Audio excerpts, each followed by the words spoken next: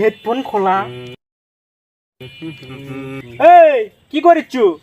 কি করি? এই তো গান শুনেছি। তা গান শুনিচ্ছু, কাজ করিস নি কে? কি আমি আপনার বউ কোন চোখ মারলাম?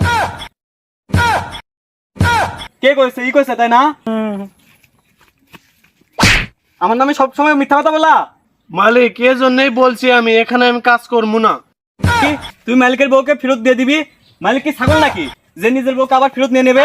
মালিক ওই বউকে একদম ফেরত নিয়ে নেবেন না, বলে দিচ্ছি।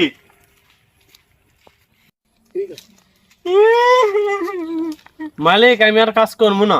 আরে ওই পাগল ছাগলের কথা বাদ দি,